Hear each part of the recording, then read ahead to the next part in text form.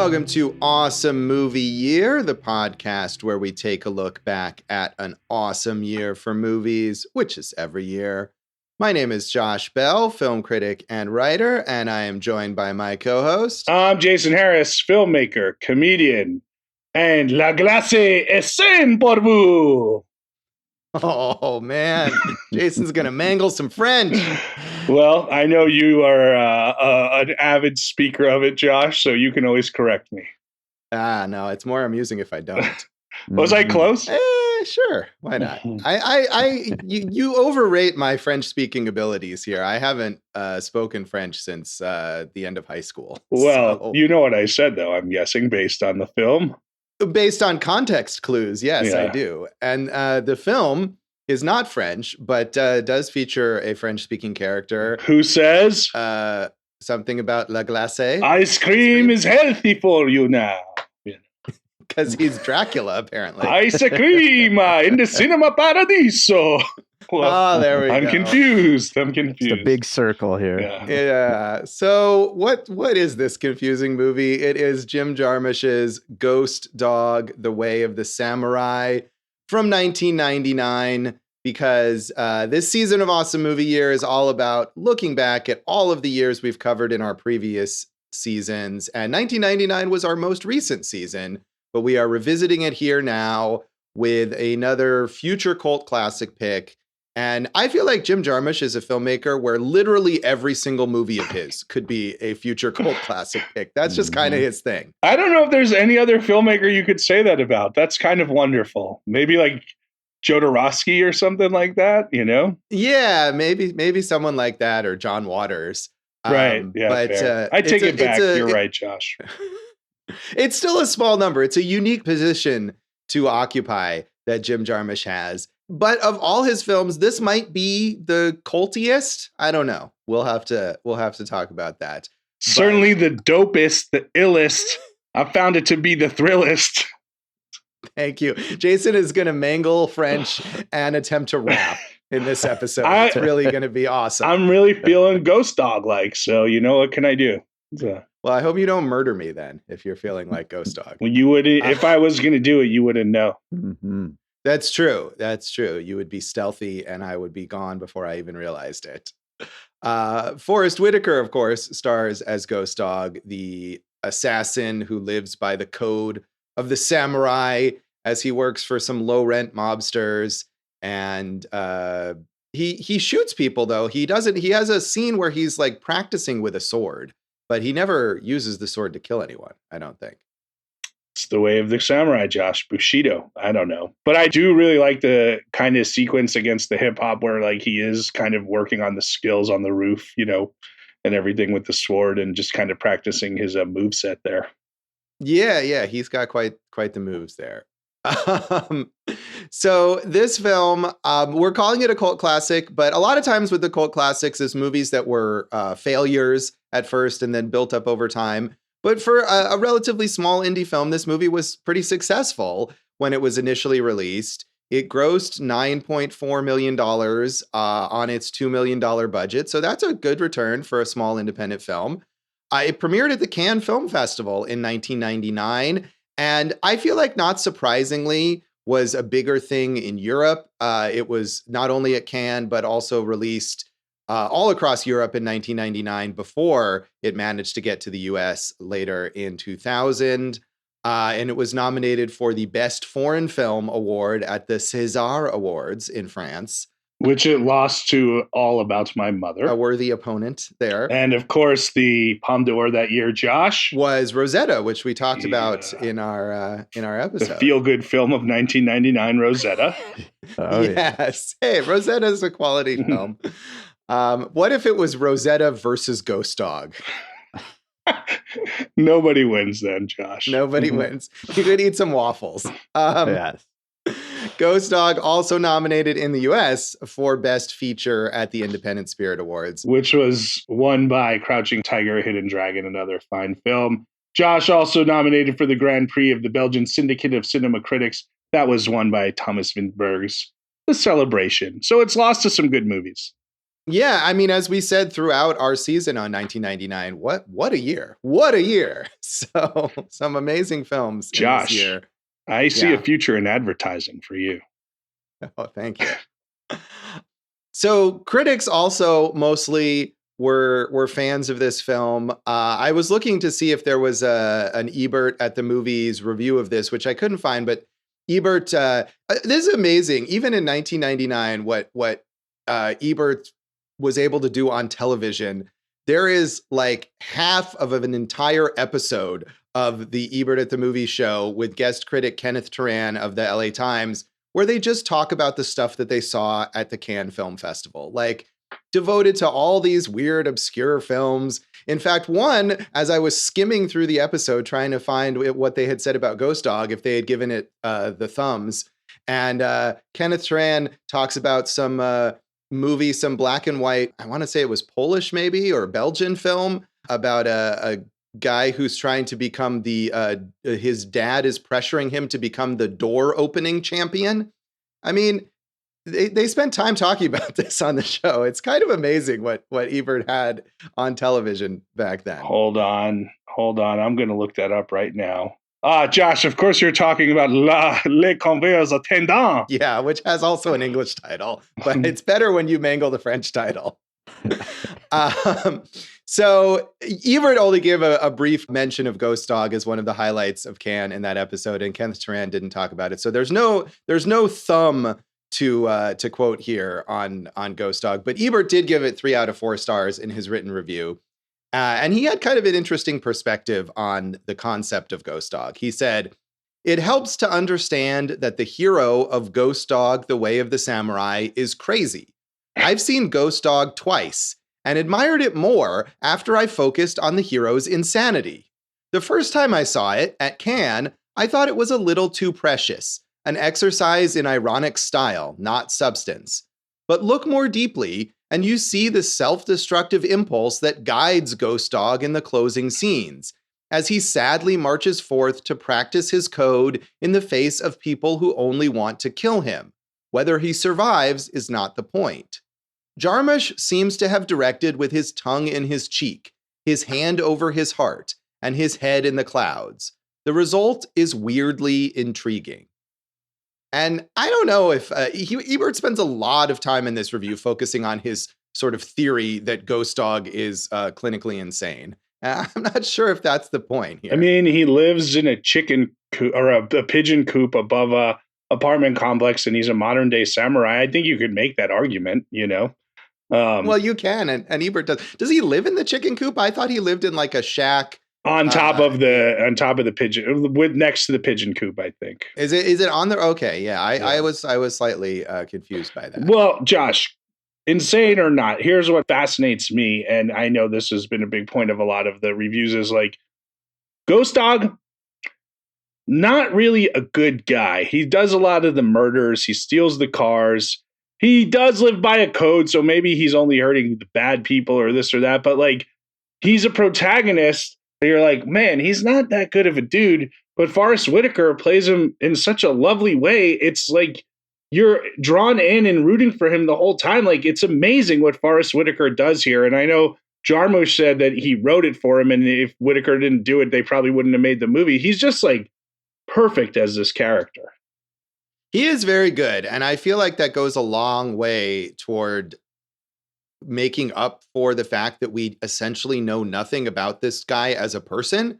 I mean, we learn nothing about his background other than this one particular fact that he was getting beat up by some dudes and Louis the mobster came and saved him. But other than that, we know nothing about his upbringing. We know nothing about really his personality or how he went from guy getting beat up, where obviously he did not have the skills necessary to take on these random thugs, to this ultra efficient assassin who not only lives by the code of the samurai, but is incredibly good at killing people and stealing cars and strategy and a whole bunch of stuff that we never learn how he trained for. Also, what a cool name. Like, how did he get that name? So. Right. Well, as the mobsters discuss in this film, you know, it is perhaps an homage to either rappers or Native Americans, who are the same thing, according to some of these super racist mobsters in this film. Yeah, these old time mobsters are definitely racist.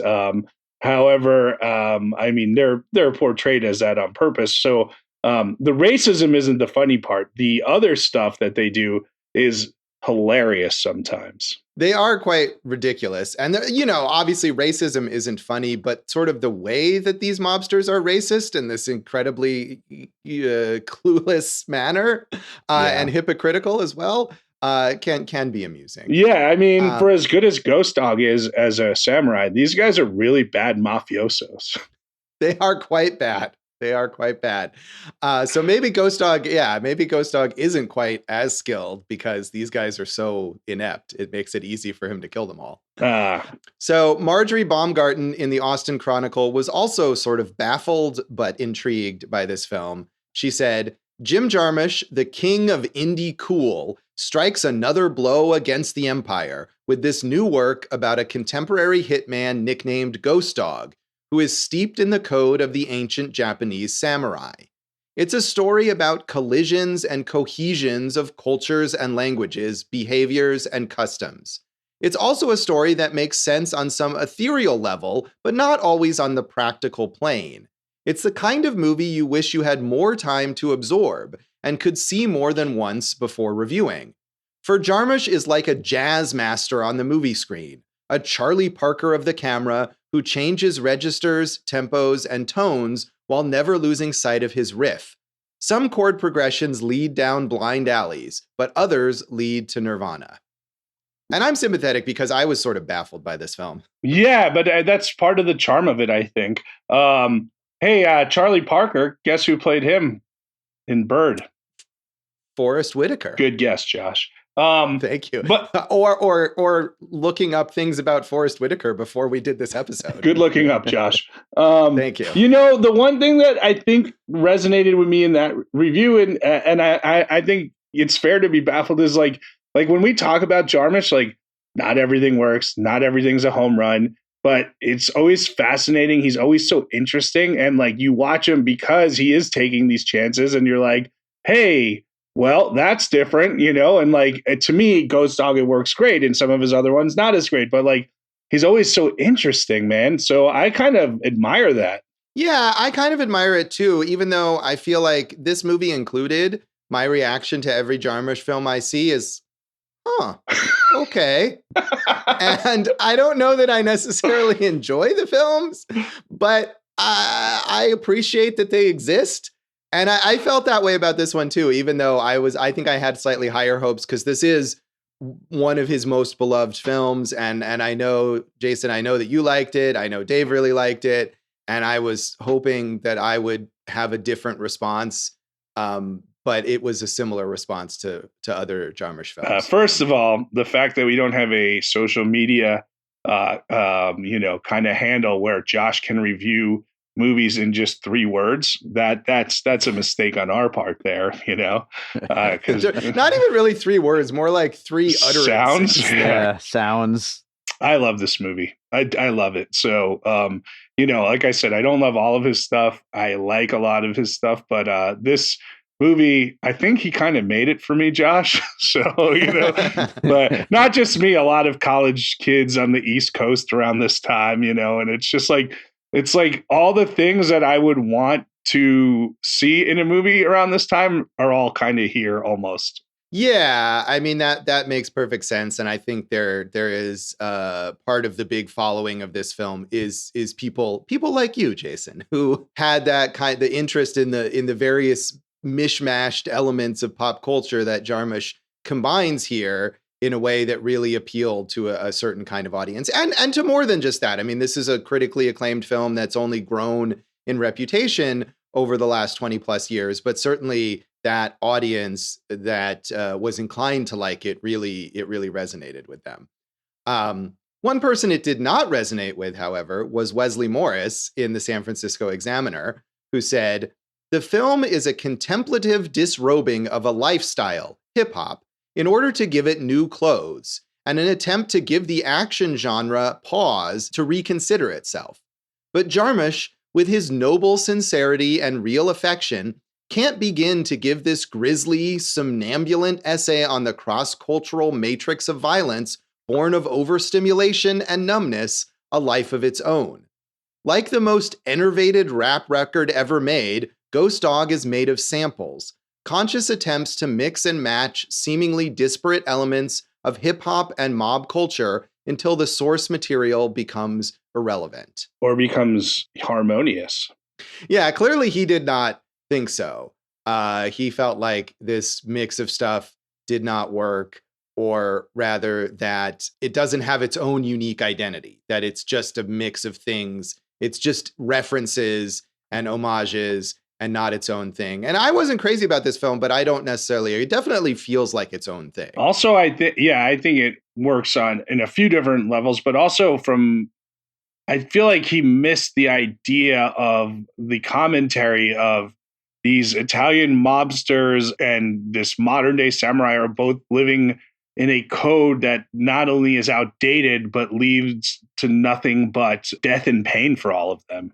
I mean, yes, that's true. But at the same time, I feel like the way the movie is set up and what you were talking earlier about Forest Whitaker's performance is that Ghost Dog is likable and sympathetic. And so his living by a code is portrayed, I feel like, as positive, whereas the mobsters are pathetic. But you're right that they're both living by these outdated codes that don't really make sense in the modern world or for them in their particular lives. I mean, the mobsters are also likable because they're so ridiculous, talking about, how they love Public Enemy, or, just the old guy who barely chimes in and then, just says something ridiculous, or when he sees Ghost Dog, when he comes for him at the end and he goes, "It's in the bird, man!" And then he has a heart attack and dies. It's just like, that's hilarious right there. So. What about in the very beginning when they're trying like really hard to write a note on the pigeon letter, and it's too small and they're like, "Hey, hold the damn thing." Or they're trying to catch the pigeon. There's so many wonderful,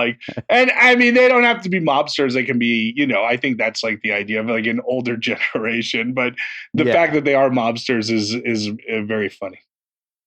I mean, they're amusing, but they're not sympathetic in the same way that Ghost Dog is. Again, like you were saying earlier, you root for Ghost Dog. Yeah, you want him to kill the mobsters. That's true. Right, and you don't root for the mobsters. You laugh at them and you want them to die. Right, but they're fun to watch on screen.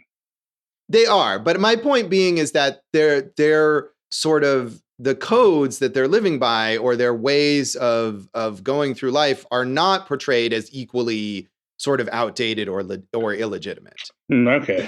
So, Jason, I'm guessing by your mentions of this movie being made for, your demographic or whatever, that you saw this when it came out. Yeah, I think I saw it. It must have probably been on DVD when I was in college, right? And just the title alone, you're like, Ghost Dog, Way of the Samurai. Like, yeah, you gotta watch that. And I remember watching it and being like, yeah, that's good. And then I haven't watched it since.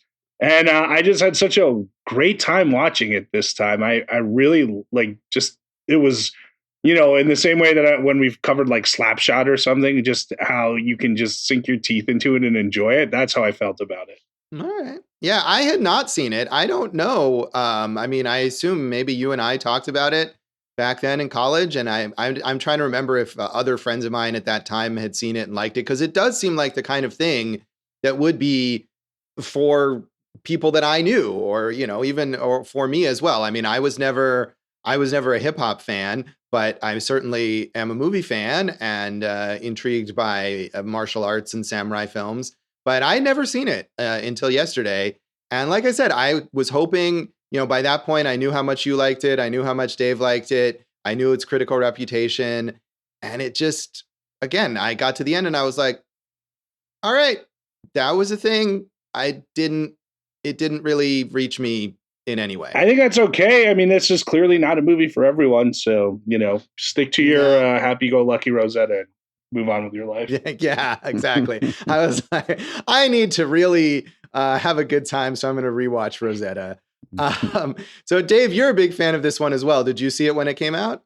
I saw this in the theater. Wow. Yeah, and I don't think I knew who Jim Jarmusch was at the time, but I was a hardcore Wu-Tang fan and hip hop head all around, especially New York hip hop. And so somehow or another, and maybe like The Source or something, some hip hop related thing told me that there was this Wu-Tang movie coming out, that the RZA had something to do with. And so, yeah, I went to see it and just absolutely loved it. And I was actually thinking about this in this season of 1999. I mentioned that story about how I felt like American Beauty was probably my entryway into like heavier, darker kind of movies. I feel like this was my entryway into weird movies. I think that you might not be the only one, because like your story there, people who were into hip hop, Wu-Tang Clan was hugely popular. They might have seen that, hey, the RZA worked on the music for this film, I'm going to go check it out. And this is not what you would expect necessarily of a movie like made by or featuring rappers. It's much weirder. Although in his review, Wesley Morris did compare it to Jason. I know you know this movie, the one that starred the Fat Boys, Disorderlies. Yeah, Disorderlies. That is so out of place and ridiculous to say that.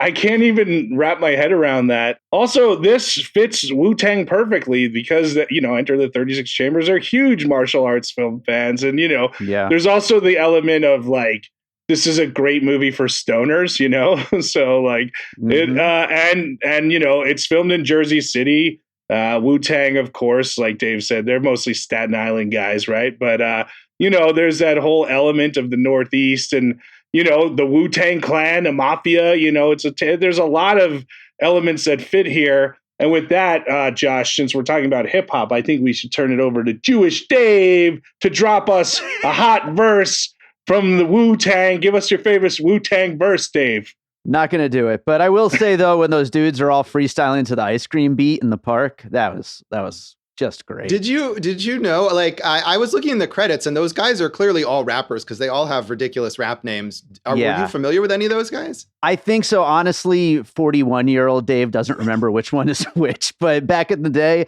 I'm sure I knew every single one of them. And I was like, oh my God, they got him. They were not like made men like the Wu-Tang, but they were part of the syndicate, right? So they were, the Wu affiliate, the Killer Bees. The Killer Bees, Josh.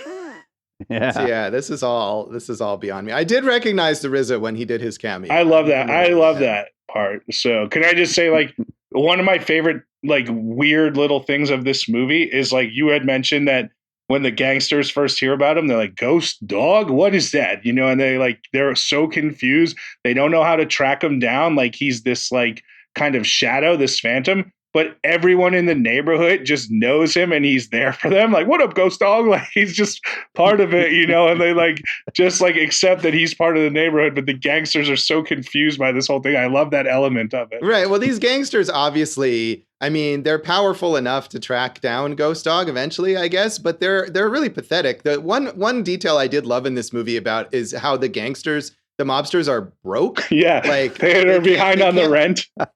Yeah, they can't pay the rent on their like back room of a Chinese restaurant where they meet. And both times, Ghost Dog goes to like the big estate that's in the country. And then he also goes to one sort of house in the city. And both of those are for sale. Yeah. They have for sale signs. That is true. That is true. So, I did appreciate that little. I mean, and those are like you're saying, little details. He doesn't like hang the lantern on it. They're just there for like delicious little morsels for you, Mm-hmm. Yeah. So anything else you want to mention on the background of this film, Jason? Well, we should talk about, Josh, two of the movies that keep coming up. And I watched Le Samurai yesterday, the Jean-Pierre Melville movie. That and Seijun Suzuki's Branded to Kill. Two movies from 1967, highly influential on here. And like I said, I watched Le Samurai. And you can see a lot of, let's say, homages to it. And I know the killing of the gangster through the pipe, which is just such a great killing, is right out of Branded to Kill as well. Yeah, maybe we can do a bonus 1967 episode on both of those together or something someday. But I have not seen them. I would love to see both of those. I've seen a couple other Jean-Pierre Melville films. And he's very good at that kind of gangster cool style. He was a huge influence on the French New Wave. So I would definitely like to see Le Samurai. Yeah, I mean, obviously we talked about it for our 1967 season. We didn't watch it, but I will say this, watching that, made me want to watch more of his movies. So that's always a great sign. Yeah, absolutely. Well, we'll come back then in a moment and talk about our general thoughts on Ghost Dog, The Way of the Samurai.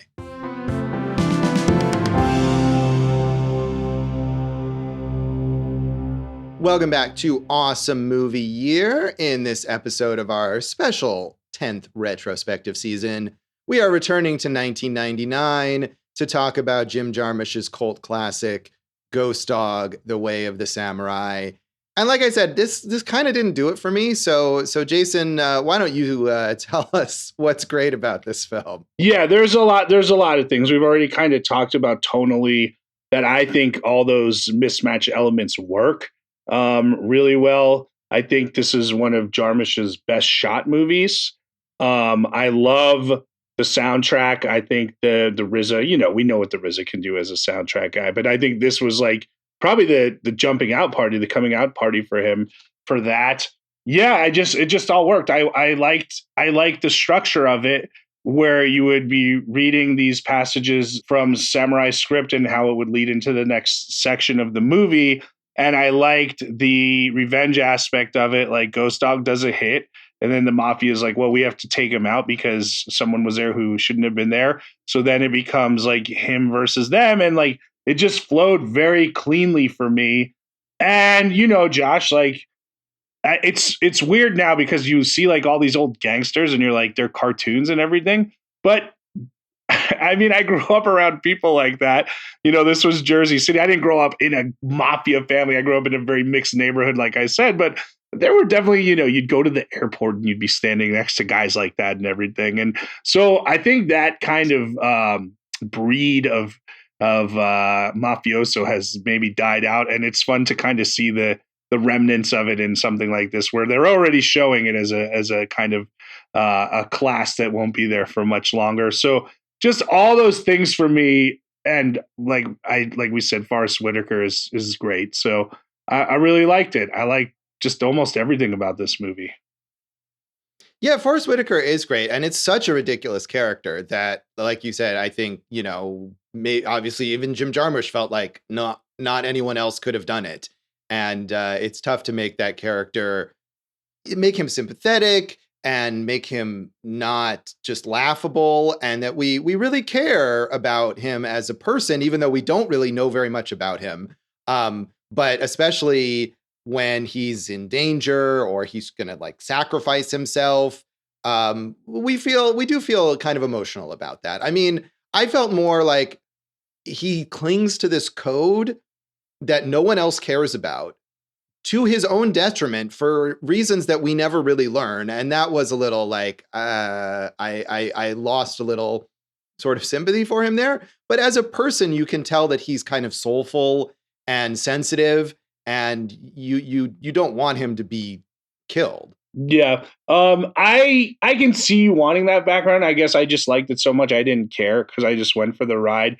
But there's definitely a overall sadness to that character, right? Like, if we are to infer that the reason he became a samurai was because of that horrendous beating he took where he was almost murdered, that's sad. His best friend is a man who doesn't speak the same language as him, right? He lives by a code that no one else seems to live by, although in the streets he's respected, right?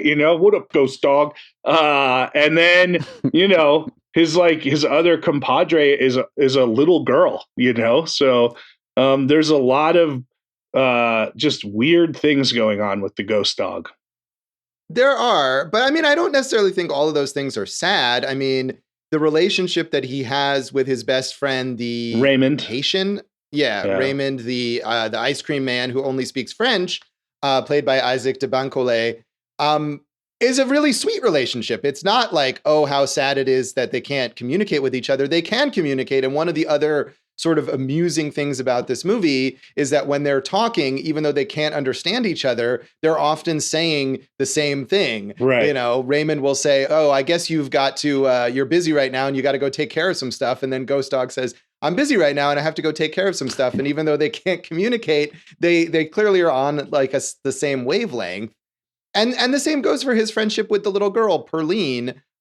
They can communicate, but it's a sweet relationship. It's not a like pathetic that he's friends with this little girl. It's nice, and she looks up to him. I guess there's just a sadness that there's not another connection for him, is what I'm saying.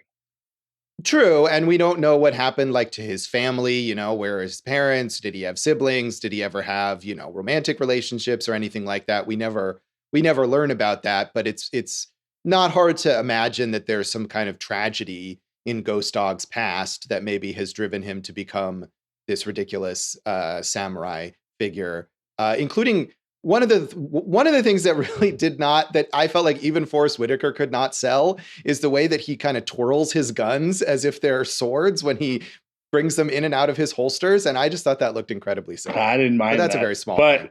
I love that. Yeah, speaking of the guns, that last sequence where he goes to that estate in the country and he takes out most of the mobsters, that's a really thrilling sequence. I guess I felt like first, like as amusing as the mobsters are, I didn't feel like any of them were distinctive to the point where I couldn't remember. Like he goes to that big house and he takes out, as you say, most of the mobsters. And then clearly plot wise, there's more movie. And I was like, okay, he must have more mobsters to kill. But I don't remember which ones are which. And so I don't know which mobsters are left for him to kill. Yeah. So I felt like that the mobsters, like as people, were just kind of like a bunch of interchangeable old white dudes, except for his one like benefactor, Louis, who he spends most of the movie trying not to kill until their final showdown at the end. Well, he doesn't kill him there either.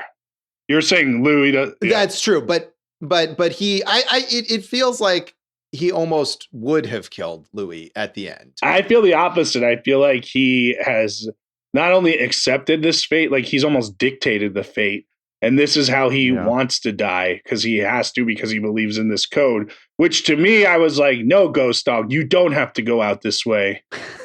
Right. No, I felt the same way too. That's, I think, the point where you're like, what are you even doing? Why? And since we never learn why the code of the samurai is important to him, there's no sense of the value to him of adhering to the code to the point of sacrificing himself to this idiot. It's interesting because I think that's a very fair criticism, but I guess just because the whole character was entrenched in it and the movie worked for me, I didn't mind that, that we didn't find that out.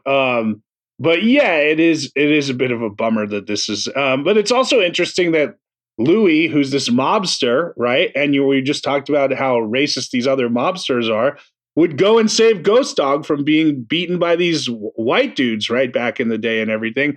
And just out of nowhere, he just says, I saw this guy getting beaten up, so I stopped it from happening. He killed one of his assailants, right? And he's like, 4 years later, he tracked me down, and that's how our relationship started. But that's kind of an interesting shade to that character played by John Tormey, who was quite good.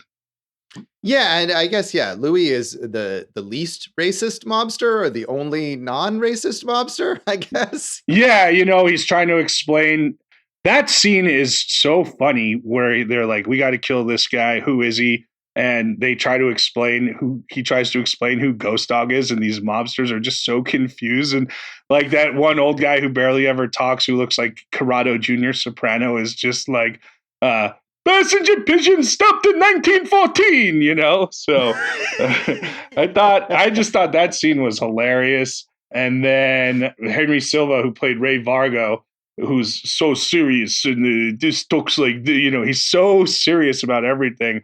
I've met men like that too, and there's such an element of machismo to them, and it's like, bro, just take a beat here, I thought that was, I don't know, man. It just all worked for me. Yeah. Well, going back, I mean, what I was trying to say about that sequence where he goes to the big estate and kills them all, it's like he's so good at killing them that there's no suspense to that. He just goes in and kills them all. He's very casual about it. Once again, lets the young woman, the daughter of the big mob boss, lets her live. That was sort of what happened to get him in the situation in the first place, is that she was there when she wasn't supposed to be there at the hit that he was hired to do. And of course, we learn at the very end that letting her live was a mistake because she takes over as the boss, whereas he thought Louis would. And maybe theoretically, if Louis had taken over as the boss, he would have spared Ghost Dog's life, but he's still under the thumb of someone else. Even though I wondered by that point, is the daughter and Louis like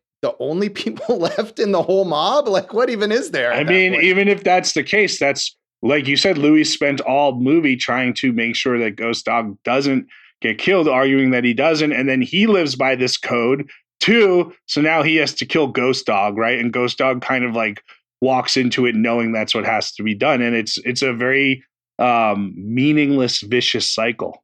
Right. Although I think what I'm saying is I got the sense that, Ghost Dog lives by his code, even though that means he dies for no reason, right?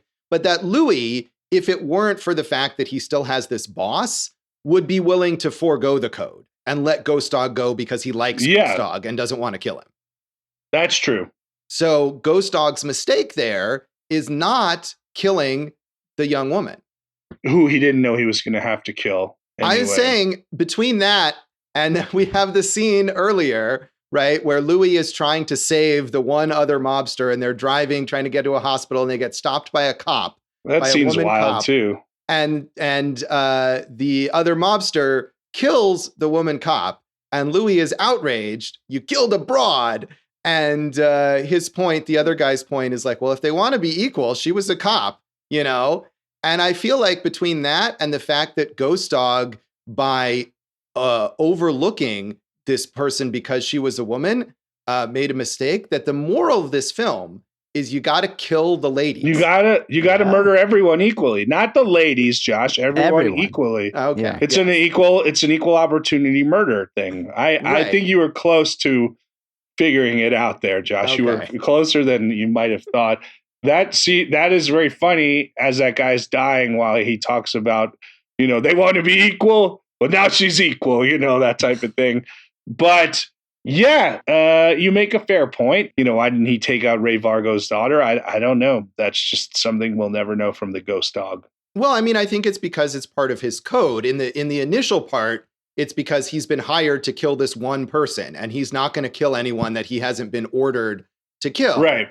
And then I guess maybe in the later scene where he just goes and kills everyone, he still does see her as not a threat, or she's not pointing a gun at him, So if she's unarmed, he's not going to kill her. Every one of these other mobsters is there trying actively to shoot him. And so he kills them first. So it may be as part of his code. It's interesting because she doesn't seem to have a great relationship with her father, but obviously now she's living by this code too.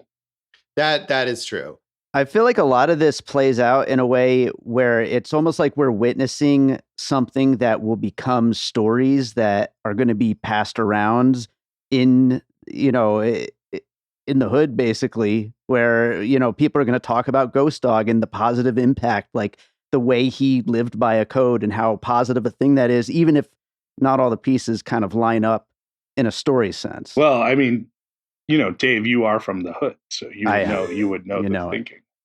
There is a sense, I mean, I think that especially with all those samurai, the quotes from like the Samurai Handbook or whatever it is, which also to me, virtually none of those made any sense. But I realize that Jarmusch didn't make them up. They're from an actual book from the samurai era in Japan. But it is the sense of this movie being sort of like mythology.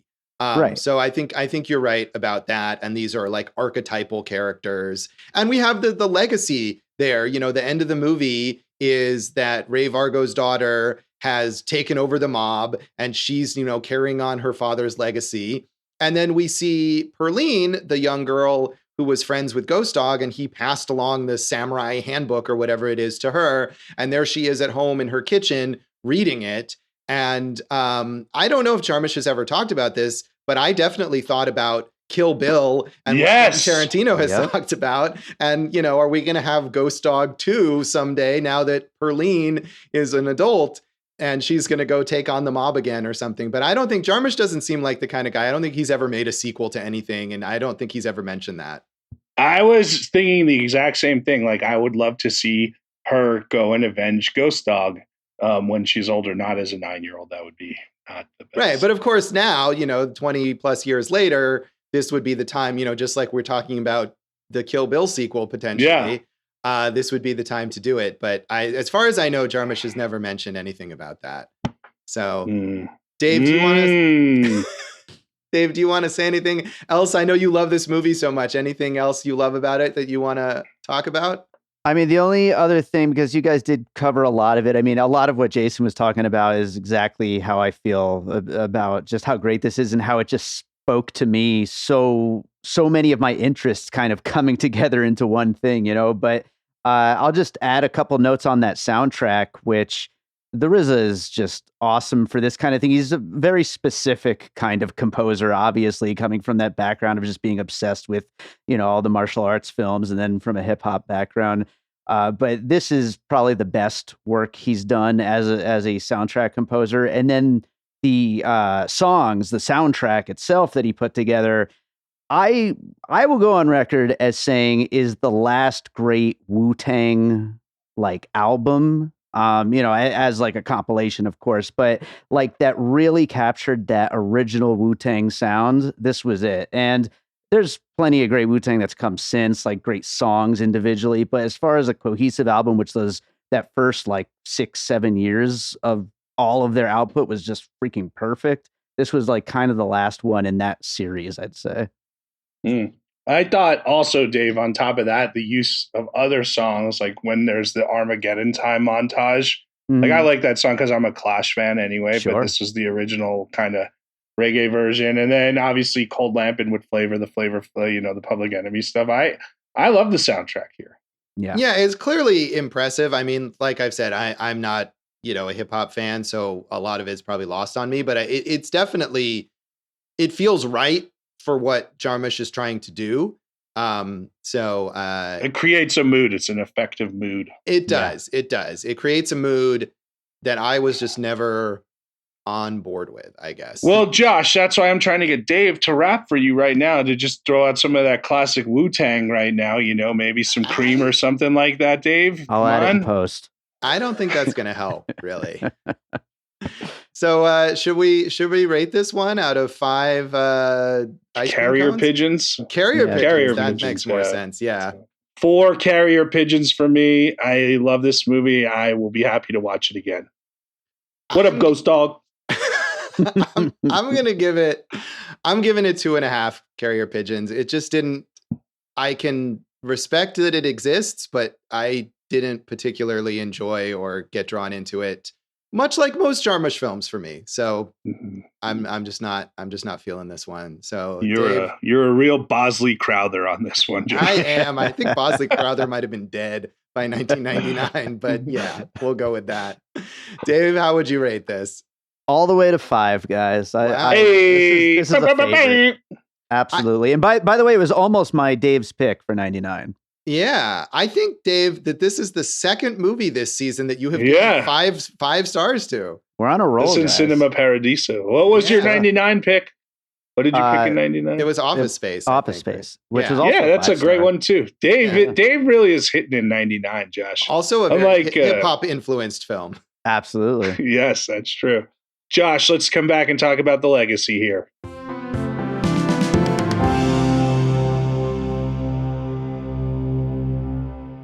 Welcome back to Awesome Movie Year. In this episode of our special retrospective season, we are returning to 1999 to talk about Jim Jarmusch's future cult classic, Ghost Dog: The Way of the Samurai.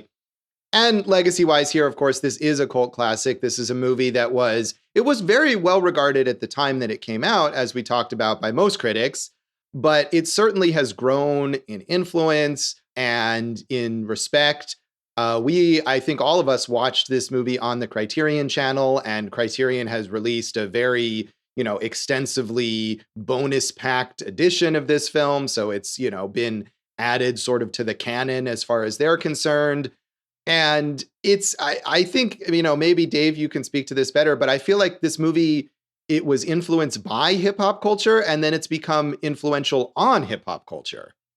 Oh, I would say so. But I think it's also kind of hard to separate Wu-Tang in general's influence on hip hop culture, which this is kind of wrapped up in so well. Josh, you mentioned Kill Bill, which came out a few years later.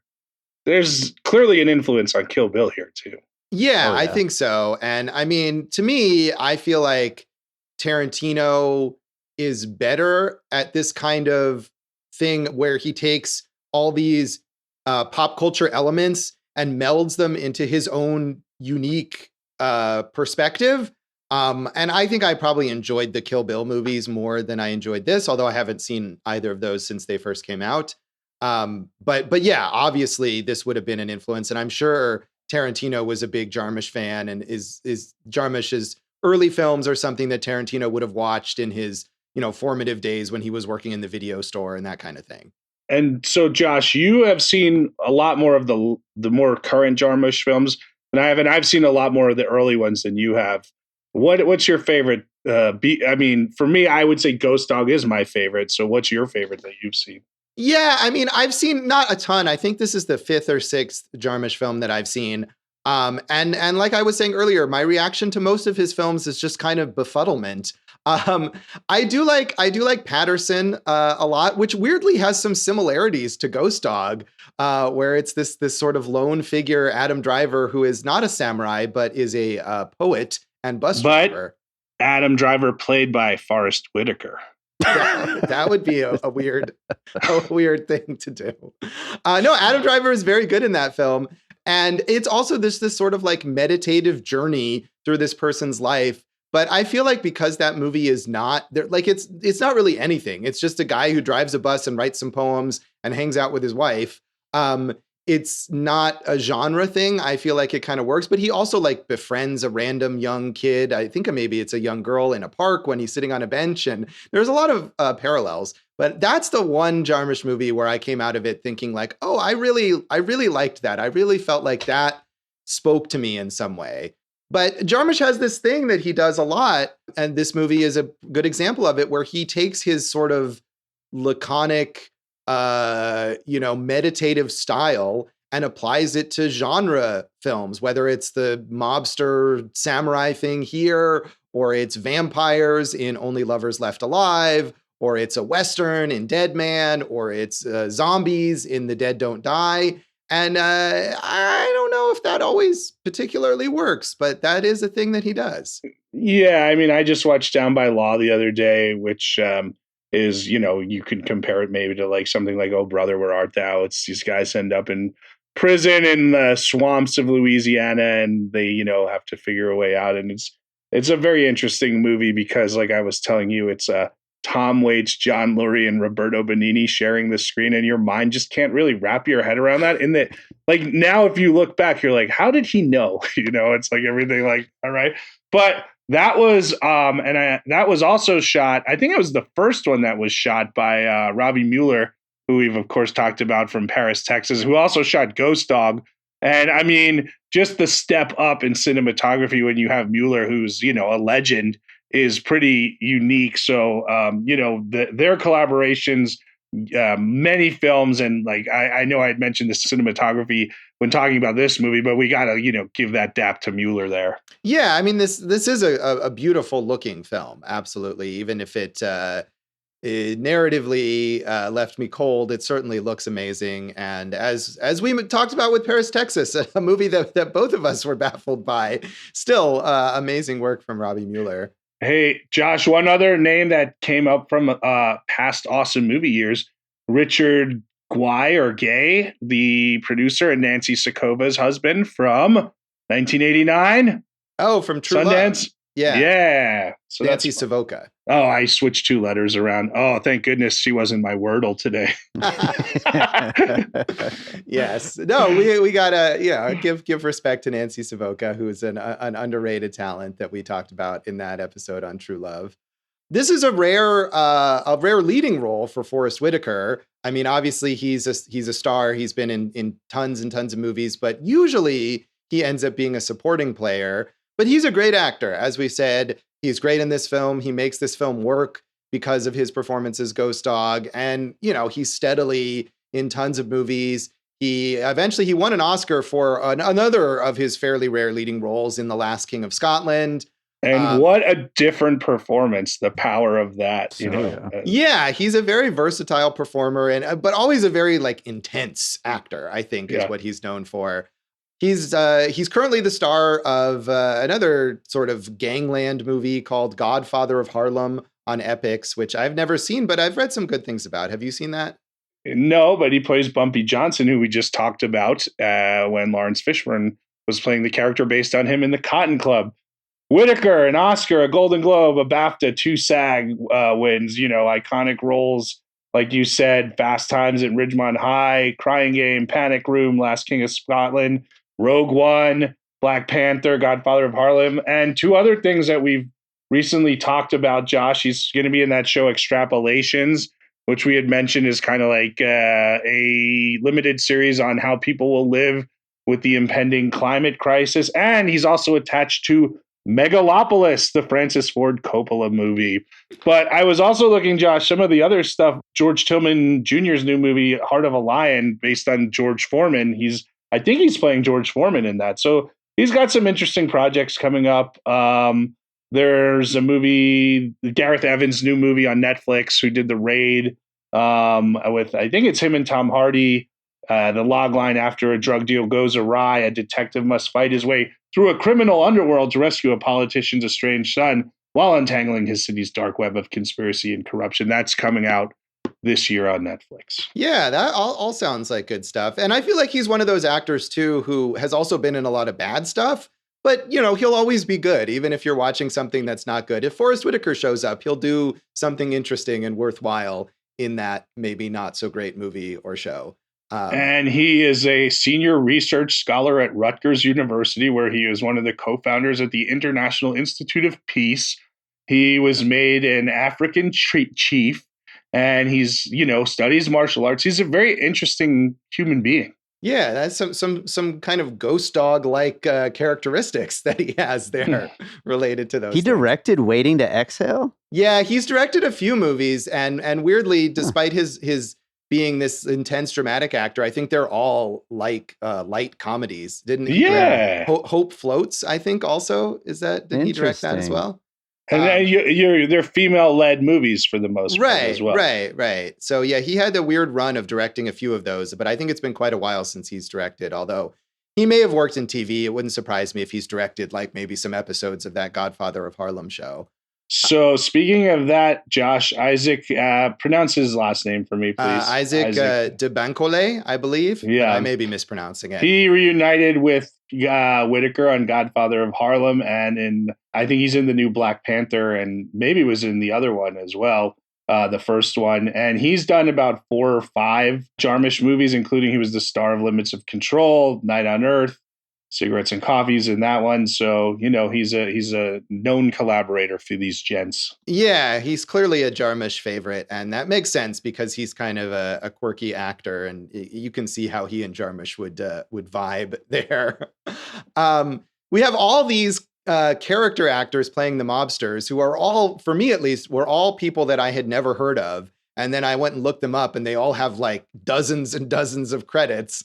Although a lot of them, this was sort of the end of their careers. Henry Silva, who plays that head mobster, this was the second to last movie that he was in, and basically the last real part that he played. He had a cameo in Ocean's 11 a couple years later because he had been in the original Ocean's 11 in 1960, but pretty much after this movie, he retired and remains retired.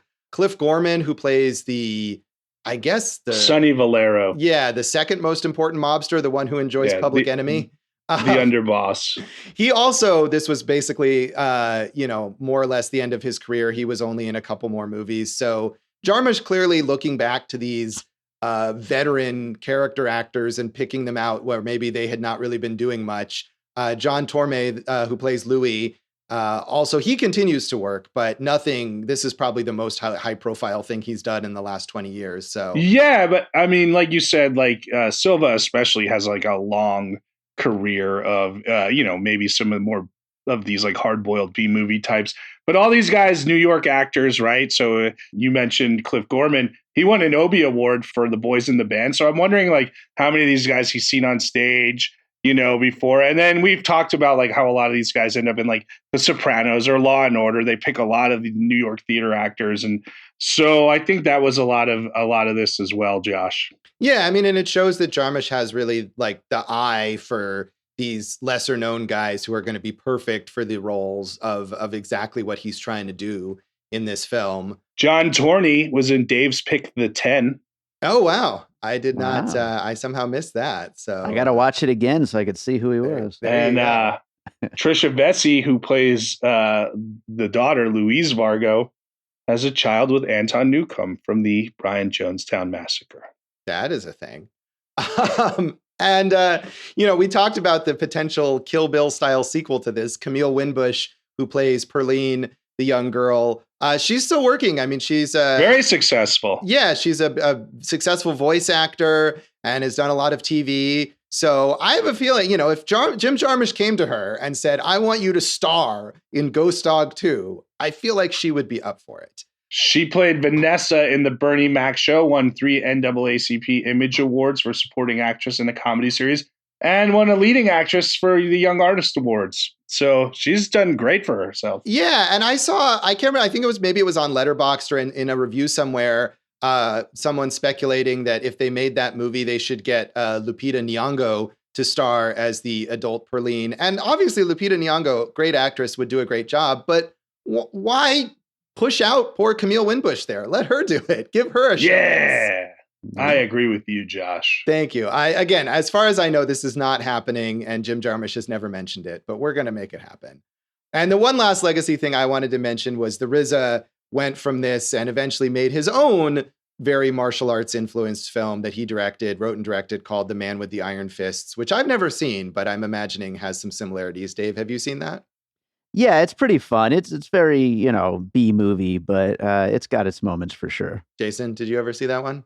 Word is bond. No, I didn't. All right. Neither did I, but it has its following and it had a sequel as well. Well, that is Ghost Dog, The Way of the Samurai. And that is this episode of Awesome Movie Year. You can check us out on social media and follow our code. You can, Josh, and we are very strict about it, Josh. If we ask you to murder someone, we expect you to murder that person and that person only. We're at awesomemovieyear.com as a website. We're at Awesome Movie Year on Facebook and Instagram. We're at Awesome Movie Pod on Twitter. I'm Jason Harris Comedy on Facebook and Instagram. Jay Harris Comedy on Twitter. And like an ancient code that no one lives by anymore, go for Jason as a website. You can find some of my ancient writings at joshbellhateseverything.com, including a couple of very old things that I wrote about how I'm baffled by Jim Jarmusch movies. I'm at Josh Bell Hates Everything on Facebook and at Signal Bleed on Twitter. And check out our producer, David Rosen's awesome podcast, Piecing It Together. Check out Piecing It Together wherever you listen to podcasts and follow us on social media at Piecing Pod. And I guess you could find some slamming beats at bydavidrosen.com. Oh, yeah. Where can we hear, Dave? Where can we hear your rap music? Nobody needs to hear that. No. But if what you if I drop you a beat right now? Yeah, no, just click on various buttons. You'll eventually find it. All right. So, Jason, what do we have in our next episode? Josh, are we going to the audience choice next? Are we giving the kids, the people, a pick? Yes. Well, Josh, it was another heated battle. This time we said, audience, you know all these years we've covered. Which year do you want us to pick another movie from? And they picked that year, Josh. And next episode, we will be doing a movie from the year that the audience picked out of all the years that we covered that we gave them a chance to pick from. It's the audience choice episode from a year of your choosing. Awesome Movie Year, audience choice year. Do we want to say know what it actually He has is? no clue. Or do you want to just tease it like that? Because It's we not- know. Do you want me to say it? I could say it. I think we want to say it. It doesn't have to be. Oh, the movie too?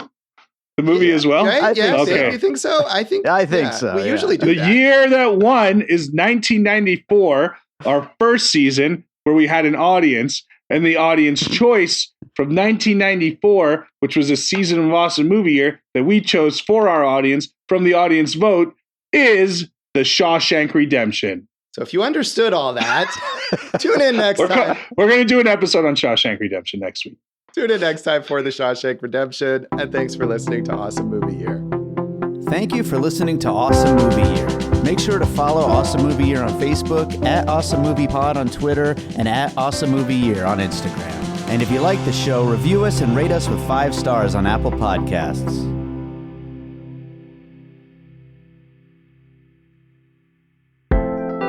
an All Points West production, produced by David Rosen in Las Vegas.